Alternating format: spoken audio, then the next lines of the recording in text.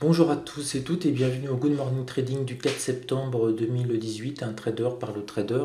On va faire le point rapidement sur l'actualité économique, l'agenda économique du jour. Alors aujourd'hui, on a 2 heures importantes, 11 heures le prix de la production industrielle en zone euro pour le mois de juillet, et puis aux États-Unis 16 heures l'indice ISM manufacturier du mois d'août qui va être extrêmement suivi parce que tous les indices ISM, notamment chinois, étaient en berne, et on va voir donc si les tensions géopolitiques et tensions commerciales entre la Chine et les USA touchent aussi le secteur manufacturier américain. En tout cas, pour le secteur manufacturier chinois, on a eu des chiffres à la baisse, et on va voir donc si cela suit. Donc c'est ça qui va être essentiellement suivi. Alors c'est un climat de rentrée, ça veut dire que les marchés vont, notamment américains qui étaient en jour férié hier, vont essayer de se chercher. Donc il va falloir être très prudent, très patient et voir vraiment ce qui se passe. On va avoir beaucoup plus de volatilité. Donc ça, je dis à tous les traders débutants qui n'ont connu quasiment que le mois de juillet et d'août sur les marchés. Si vous avez 2 mois, vous n'avez absolument rien connu. On va petit à petit augmenter la volatilité cette semaine. Et puis ce qui est très attendu, c'est les sanctions américaines, bien entendu, de 200 milliards sur de nouveaux produits chinois. L'ultimatum tombe le 6 septembre, donc c'est jeudi, et ça risque de faire pas mal bouger les marchés, d'autant plus s'il y a une réplique dans les heures ou les jours qui suivent de la Chine.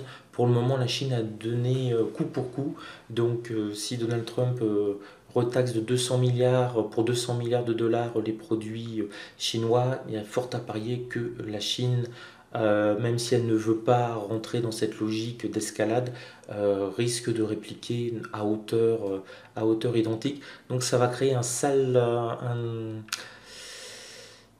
tension sur les marchés. Ça risque d'être une semaine un petit peu compliquée à partir de jeudi et de vendredi. Donc voilà en gros la situation, c'est la rentrée, donc on va attendre de voir ce que les gérants décident. Il risque d'avoir peut-être des arbitrages sectoriels, on va voir si le Nasdaq est toujours porté sur des records historiques ou pas. Pour le moment, ce qu'on a eu cette nuit, on a eu vraiment une indécision au niveau même de l'Asie.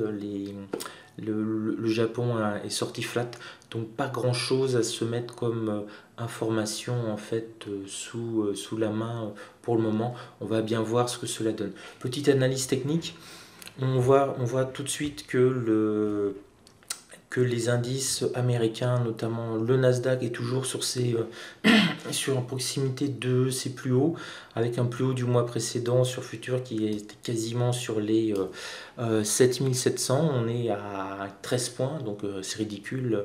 On est à 0,20, quasiment du record historique du Nasdaq 100, donc toujours très bien orienté. Le Dow Jones, après avoir eu quelques jours de faiblesse fin août, essaye de rebondir. En tout cas, il s'est maintenu de manière très nette pour le moment au-dessus des 26 000 points, donc c'est un signe assez fort sur le Dow Jones. Et puis là, on voit qu'il y a une tentative de rebond en cours sur le DAX, hein. C'est le DAX, attendez, je vais vous le mettre là. Ah bah non, c'est bon. Donc tentative de rebond sur le DAX de manière assez forte. Il a pris appui sur 12 324 et là il essaye de monter. On va bien voir ce que cela donne. Peut-être si tout se passe bien pour aller rechercher peut-être son point pivot hebdomadaire. Ici on a des plus hauts à 12 400. Donc peut-être. Il faudra vraiment qu'il y ait une bonne nouvelle et puis on aura une accélération pour aller rechercher les 12 400. On verra. Et puis pour le CAC 40, on est repassé au-dessus en ce qui le concerne pour le CAC 40, on le voit là. On est repassé au-dessus des 5400, c'est un niveau vraiment à surveiller. Donc ça, c'est un signe assez fort sur le CAC 40. Il est au-dessus de son point pivot mensuel, alors que le DAX est vraiment sous son point pivot mensuel, hein, de très, très largement, de près de 70 points. Donc on a plutôt un signe de force là sur le CAC 40 qui va peut-être aller chercher lui aussi son point pivot hebdomadaire à 5434. Ça ferait une progression de 0,25, c'est pas totalement dément. En plus, le RSI, on voit bien qu'ici on a eu le rebond à cet endroit-là. est plutôt pas mal. Donc voilà, à surveiller. On ne peut pas en dire plus pour le moment. On va avoir plein d'informations avec les marchés américains, voir s'ils repartent nord, s'ils hésitent, s'il y a des prises de bénéfices.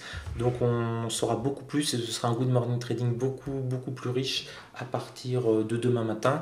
Et puis j'ai fait le débriefing de la journée d'hier où je vous explique comment j'ai tradé sur une journée particulière qui était un jour férié américain. Je vous invite à la consulter. Hier j'ai gagné un peu de sous, 1100 € de mémoire. Donc, sur Futur, oui, j'ai gagné 212. Et sur CFD hier 900 €. Donc voilà. Vous pouvez consulter cette vidéo, je pense qu'elle est très intéressante. Elle vous servira pour un prochain jour férié aux États-Unis. Sur ce, belle journée, c'est la rentrée. Prudence, on ne se précipite pas et on essaie de faire du beau trading de qualité. Ciao à vous!